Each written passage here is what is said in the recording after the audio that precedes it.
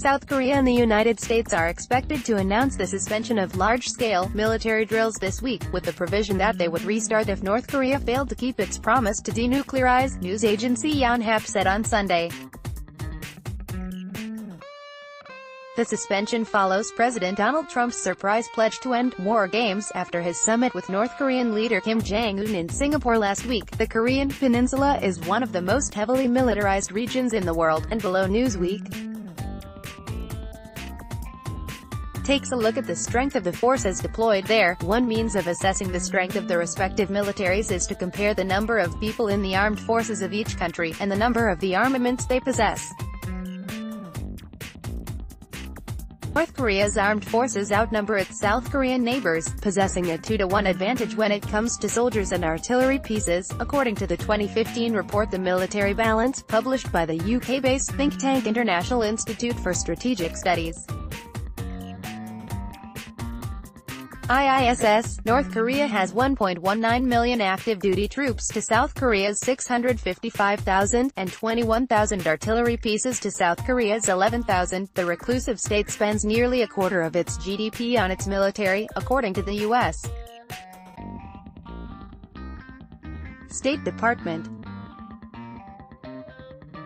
However, experts say that comparing military strength by number of armaments and soldiers alone doesn't account for the enormous qualitative difference between weapons, with South Korea supplied with state-of-the-art equipment and weapons by its ally the U.S. A Soviet T-62 tank of the North Korean Army from the late 1960s cannot be on an equal footing with a South Korean K-2 Black Panther tank from 2013, Bonn International Center for Conversion expert Martin Bales told Deutsche Welle in 2017. On paper, Pyongyang has 563 military aircraft at its disposal. However, everyone spent a short time grounded in 2014 due to problems with maintenance and serviceability, and the state is reliant on obsolescent army and naval weaponry. According to the IISS, the imbalance helps explain North Korea's focus on developing nuclear weapons, which granted a key advantage over South Korea and were the focus of last week's landmark summit between Kim and Trump. North Korea keeps much of its armory of missiles, mostly variants of the Soviet Scud and some capable of bearing nuclear warheads, trained on South Korean cities, notably the capital Seoul, which is only 35 miles from North Korea.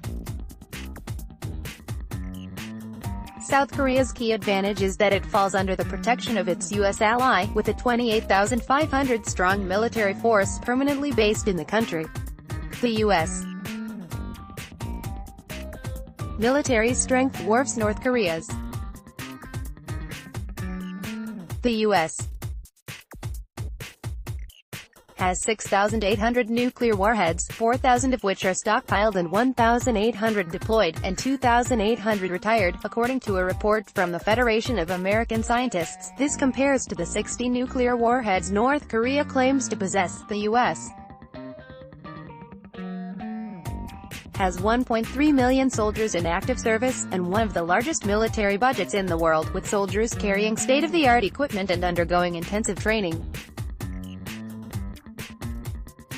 In contrast, North Korea's soldiers are poorly nourished, with defectors complaining of constant hunger while on military service, despite recent signs of a thaw in North Korean U.S. relations and a scale-down of U.S.-South Korean military exercises. The soldiers of the three nations remain poised for combat at the first sign of aggression.